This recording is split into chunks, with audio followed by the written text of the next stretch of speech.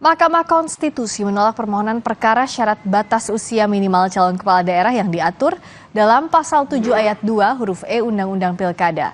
MK bahkan menegaskan syarat umur batas usia harus dipenuhi sebelum dilakukan penetapan calon kepala daerah oleh KPU. MK berdalih jika permohonan pemohon dikabulkan, maka MK memberikan pemaknaan baru yang berpotensi menimbulkan ketidakpastian hukum. MK menegaskan jika KPU tidak mengikuti pertimbangan dalam putusan mahkamah, maka calon kepala daerah yang dimaksud berpotensi dinyatakan tidak sah oleh mahkamah jika nantinya digugat.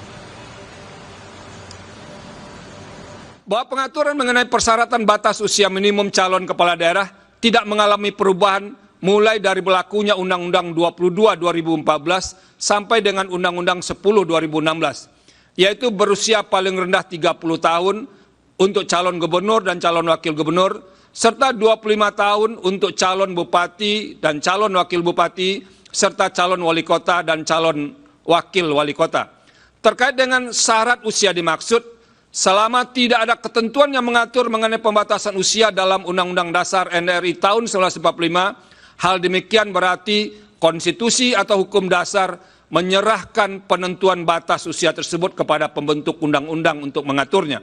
Dengan kata lain, batasan persyaratan usia minimum dianggap sebagai bahagian dari kebijakan pembentuk undang-undang. Persyaratan minimum tersebut harus dipenuhi ketika seseorang ditetapkan sebagai calon. Tidak hanya usia minimum, semua persyaratan dalam pasal 7 ayat 2 Undang-Undang 10 2016 harus dipenuhi pada tahap pencalonan. Dalam hal ini, sebagaimana permohonan aku, ketentuan pasal 7 ayat 2 huruf E Undang-Undang 10 2016 mengenai syarat minimum usia calon kepala daerah harus dipenuhi apabila seseorang mendaftar untuk mencalonkan diri atau dicalonkan sebagai calon kepala daerah. Selain syarat batas usia calon kepala daerah, Mahkamah Konstitusi hari ini mengubah aturan terkait syarat parpol mengusung calon dalam pemilihan kepala daerah. Parpol yang tidak memiliki kursi di DPRD bisa mengusung kandidat kepala daerah. MK menyatakan syarat ambang batas pencalonan kepala daerah 20% kursi DPRD atau 25% suara sah hasil pemilu inkonstitusional. MK kemudian memutuskan untuk syarat mengusung gubernur diatur dengan syarat ambang batas perolehan suara di pemilihan legislatif disesuaikan dengan jumlah penduduk termuat pada daftar pemilih tetap. Permohonan uji materi ini sebelumnya diajukan oleh Partai Buruh dan Partai Gelora. 2 menyatakan pasal 40 ayat 1 Undang-Undang Nomor 10 Tahun 2016 tentang perubahan kedua atas Undang-Undang Nomor 1 Tahun 2015 tentang penetapan peraturan pemerintah pengganti Undang-Undang Nomor 1 Tahun 2014 tentang pemilihan gubernur, bupati, dan wali kota menjadi Undang-Undang Lembaran Negara Republik Indonesia Tahun 2016 Nomor 130 tambahan Lembaran Negara Indonesia Lembaran Negara Republik Indonesia Nomor 5898 bertentangan dengan Undang-Undang Dasar Negara Republik Indonesia tahun 1945 dan tidak mempunyai kekuatan hukum mengikat sepanjang tidak dimaknai. Dalam putusannya, MK mengubah syarat putusan pilkada, pilgub, dan wali kota. Untuk pemilihan gubernur, di DPT 2 juta kurang minimal 10% suara sah. Di DPT 2 sampai 6 juta 8,5% suara sah. DPT 6 sampai 12 juta 7,5% suara sah. DPT lebih dari 12 juta 6,5% suara sah. Sementara syarat ambang batas calon kepala daerah, bupati, wali kota, DPT 250.000 kurang 10% suara sah. DPT 250 sampai 500.000 8,5% suara sah. DPT 500.000 sampai 1 juta 7,5% suara sah. DPT lebih dari 1 juta 6,5% suara sah. Ketua Mahkamah Konstitusi periode 2008-2013 Mahfud MD merespons putusan MK soal syarat pencalonan pilkada. Mahfud menilai keputusan MK terkait ambang batas adalah putusan yang demokratis. Mahfud menilai putusan MK ini berkesesuaian dengan prinsip keadilan. Mahfud mengklaim sudah mengusulkan ambang batas ini sejak 2018 di DPR.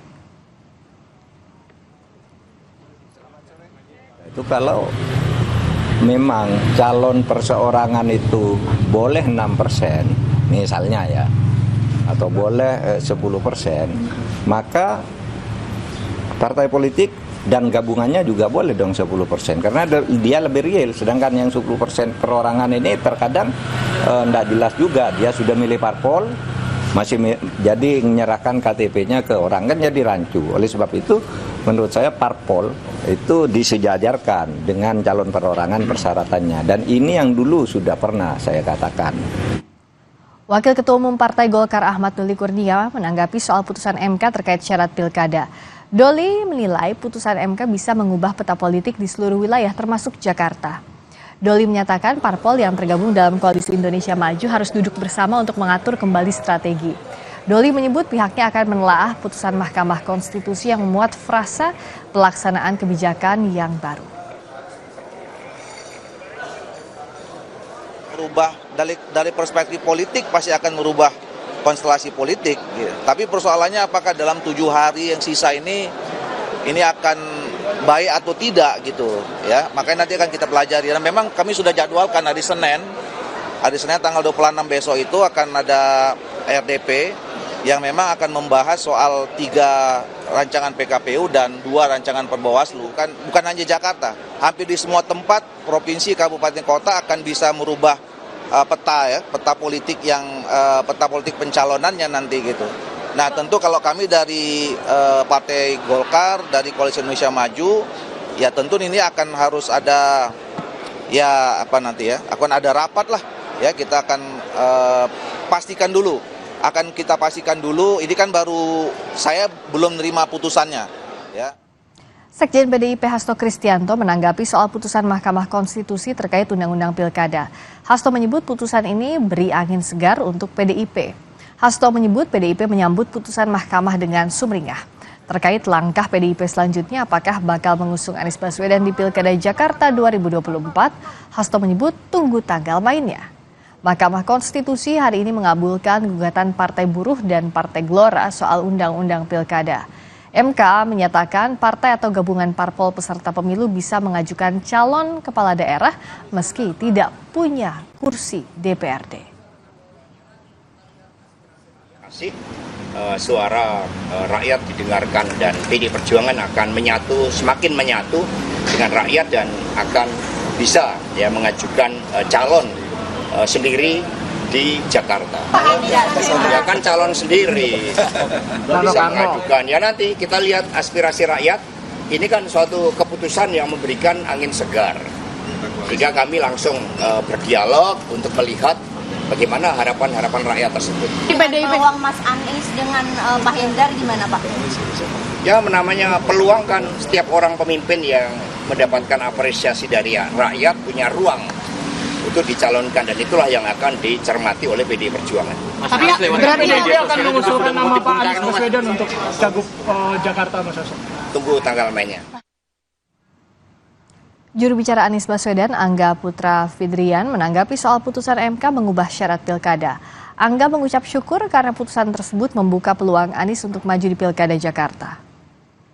Putusan MK yang baru, maka warga Jakarta bisa mendapatkan calon gubernur yang sesuai dengan aspirasi mereka. Semoga setelah putusan MK ini, KPU, KPUD segera mengubah aturan PKPU yang berlaku agar warga Jakarta bisa segera memilih pasangan terbaik untuk Pilkada DKI Jakarta.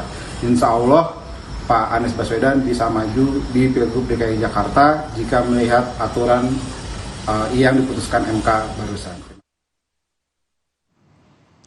Mahkamah Konstitusi kembali menjadi game changer dengan mengubah syarat suara usungan partai politik atau ambang batas calon kepala daerah di Pilkada. Mulai dari 6,5% dari daftar pemilih tetap hingga yang tertinggi 10% dari DPT. Apa dampaknya ke tahapan Pilkada yang sedang berlangsung?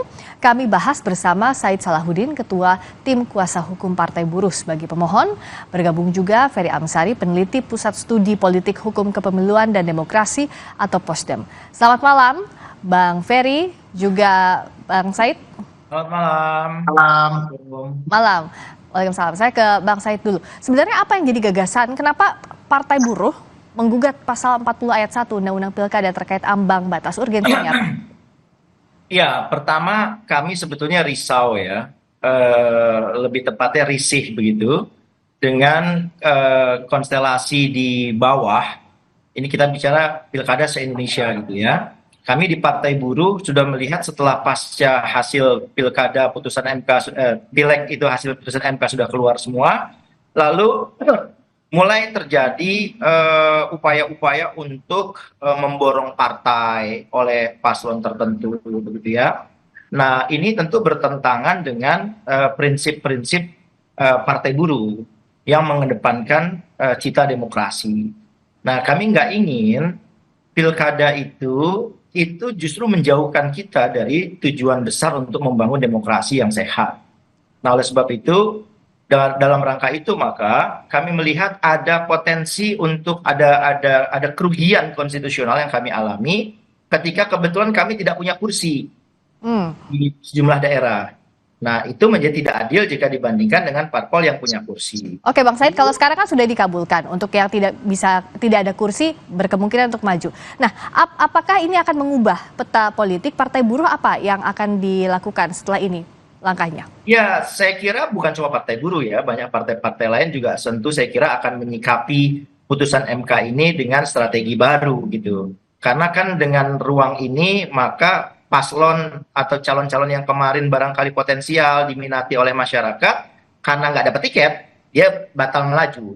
Tapi dengan kesempatan yang sekarang syaratnya menjadi lebih rendah, thresholdnya, maka jadi saja ada partai yang kemudian berminat untuk mengusung si paslon tersebut. Dampaknya adalah calon-calon yang muncul di pilkada itu jumlahnya bisa lebih dari aturan sebelumnya. Nah, jumlah yang lebih ini membuat masyarakat mempunyai pilihan-pilihan alternatif dan memang seyogianya demokrasi seperti itu. Oke. Nah, dengan adanya pilihan alternatif, dipaksa memilih kota kosong itu bodoh sekali. Ini kan tadi dikatakan bahwa akan ada pilihan alternatif. Kalau Bang Ferry lihatnya, apakah ini jadi kabar baik? Tapi kan tahapannya pendaftarannya kurang lebih satu pekan lagi. Apakah ini akan efektif? Dan apakah ini jadi kabar baik? Ya, ini kabar baik luar biasa ya, karena belakangan kita ketahui bahwa ada pembajakan partai politik, ada partai yang disandera sedemikian rupa meskipun punya kursi di DPRD, bahkan angkanya cukup signifikan, katakanlah PDIP 14%, tapi bisa terancam mencalonkan. Itu kan penyanderaan ya, karena koalisi dan lain-lain. Ada juga ruang calon yang preferensi politiknya cukup tinggi tapi malah tidak bisa mendapatkan perahu untuk melaju di pilkada. Bagi saya ini tidak sehat ya, karena membuat berbagai kesempatan publik bisa terhambat. Kita sebagai pemilih saja akan kesulitan membangun alternatif pilihan karena tidak ada, semua dipaksa. Apalagi kalau calon tunggal melawan kota kosong. Bagaimana mungkin kita dipaksa memilih sesuatu yang bukan sesuatu yang menjadi alternatif pilihan kita? Terlalu sedikit gitu ya calon-calon yang muncul. Ada yang mengatakan bahwa ini calon banyak, pertanyaan sebaliknya malah harus dilontarkan. Ada apa salahnya dengan calon yang banyak? Bukankah kita negara berbineka, Jakarta dengan berbagai kultural masyarakatnya, daerah-daerah lain dengan berbagai keanekaragamannya? Mereka butuh calon-calon yang berbeda, bervariasi begitu ya.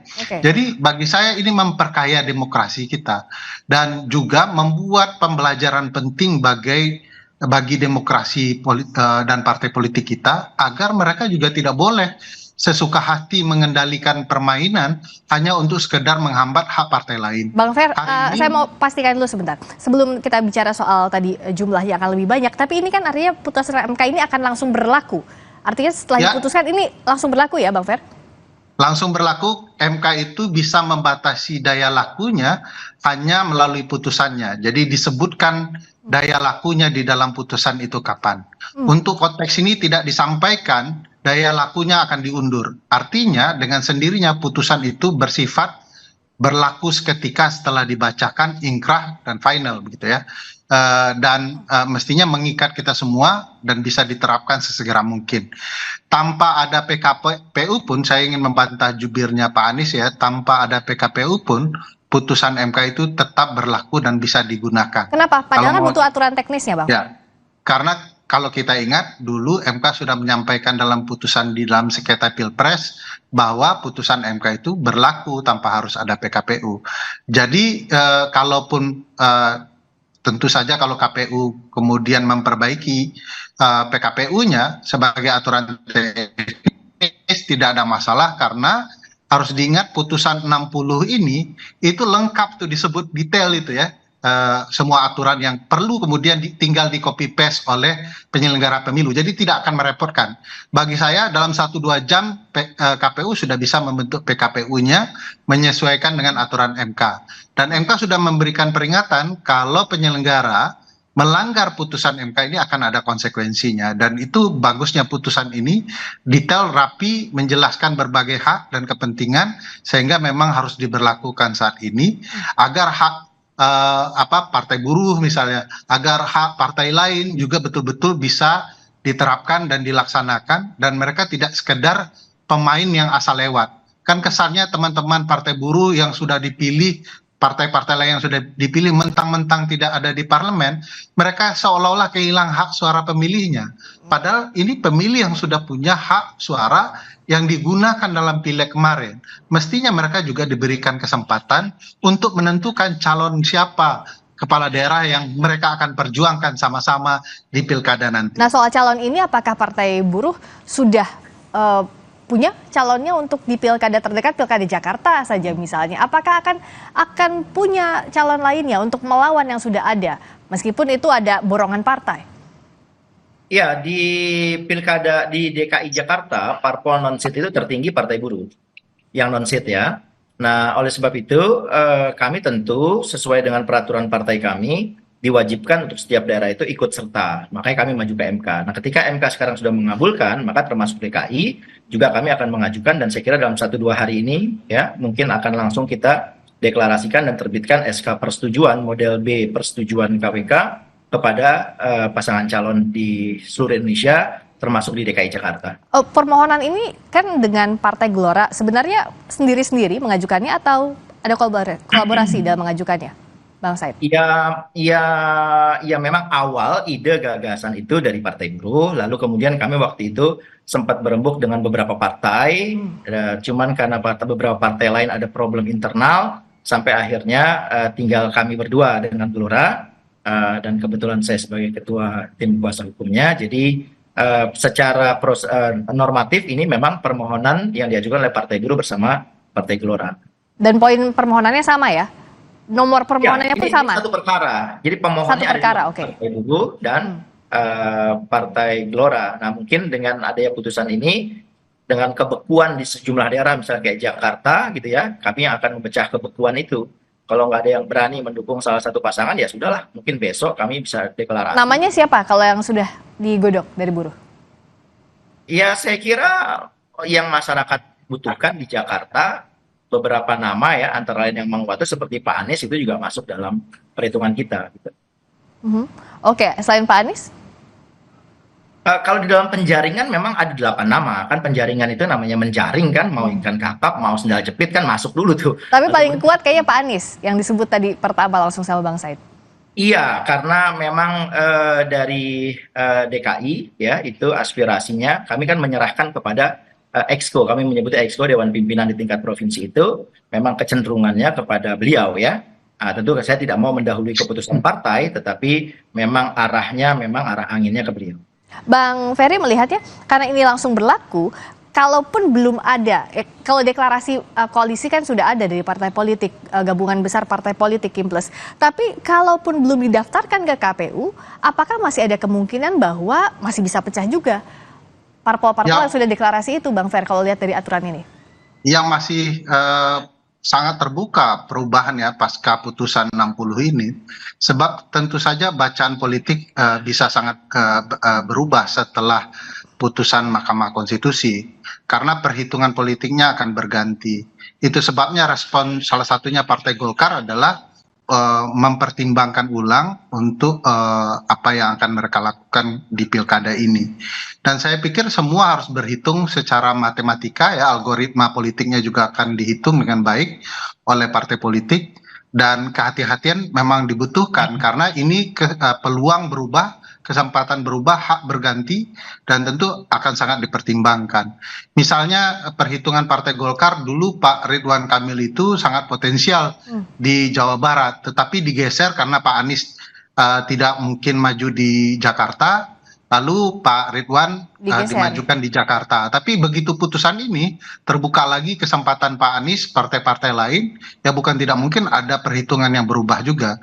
Itu sebabnya saya katakan ini akan menempatkan porsi demokrasi secara proporsional dan baik bagi hak-hak yang sebagaimana mestinya harus diberikan kepada Kalau partai. kita lihat di Jakarta ya, memang suara itu sebetulnya kalau levelnya cuma 7,5%, itu kan PKB sendiri aja bisa, PSI sendiri juga bisa, PAN juga bisa. Nah, sedangkan parpol non-seat ya, yang partai buruh tertinggi pertama itu diakumulasi 4,34%. Jadi kira-kira hanya perlu satu partai saja, itu hanya satu partai misalnya yang mengikut di koalisi itu ya itu bisa. Tapi kan sekarang sudah mulai agak mengerucut di non-seat itu ada seperti Gelora dan sebagainya itu ke calon yang lain kan? Ya. Tapi ada peluang ini dari angka-angka yang saya himpun itu besar peluang untuk muncul calon baru setelah putusan MK ini.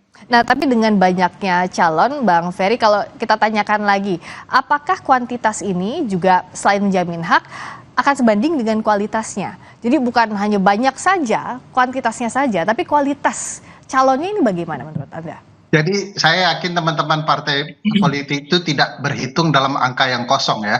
Jadi mereka pasti mempertimbangkan menang. Jadi jangan dibayangkan semua partai itu pasangkan kasih calon sendiri-sendiri lalu kemudian tidak mempertimbangkan strategi menang. Jadi pasti akan ada batasan yang menurut saya signifikan untuk calon mereka menang. Calon mungkin akan lebih banyak, tapi ya jumlahnya tidak akan 15 juga, begitu ya.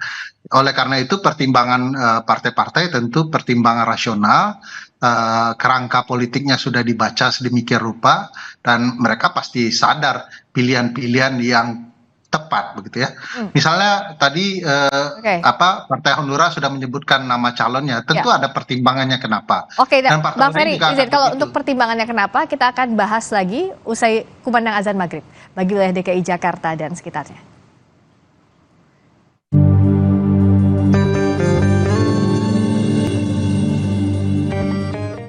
Selamat menunaikan ibadah sholat maghrib bagi Anda yang menjalankan khususnya di wilayah Jakarta dan sekitarnya.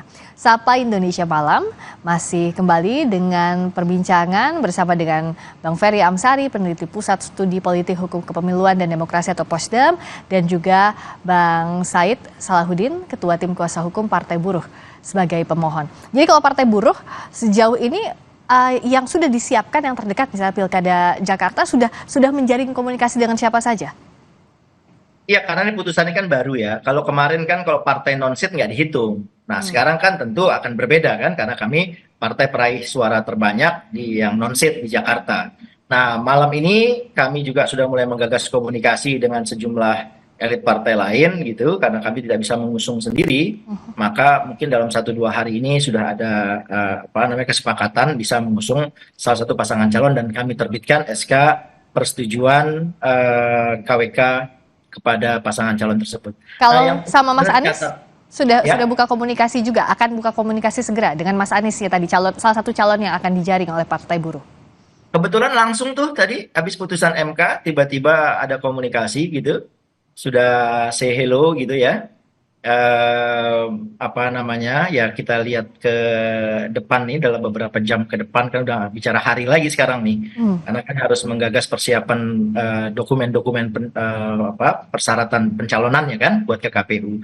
Dan yang perlu menjadi satu perhatian kita begini, 2 parpol non-seat itu dengan putusan MK ini bisa dibayangkan Mbak, biak numfor itu 24,89% akumulasi parpol non-seat, hanya perlu 0,11%, 0,1 dia sudah bisa mengusung sendiri yang non-seat. Jadi saya kira tidak fair juga kalau kita bicara putusan MK ini hanya pada kasus DKI sebagai sampel, tetapi kita harus melihat kepada iklim demokrasi secara menyeluruh di Indonesia. Nah, kami punya catatan-catatan di mana memang menjadi tidak fair. Oleh sebab itu dengan parpol-parpol yang non-seat yang suaranya juga cukup signifikan, itu itu saya kira bisa memberi peluang untuk munculnya calon-calon baru. Demokrasi bagi Partai Buruh hal yang harus diperjuangkan sedemikian rupa agar tidak lagi dibajak seperti di masa lalu. Nah, kalau dari Bang Ferry, menyambung yang tadi, pertimbangan pasca putusan ini dengan semakin banyaknya calon, apakah setara dengan kualitasnya, termasuk juga apakah ini bisa akan menghilangkan potensi kota kosong di masing-masing daerah?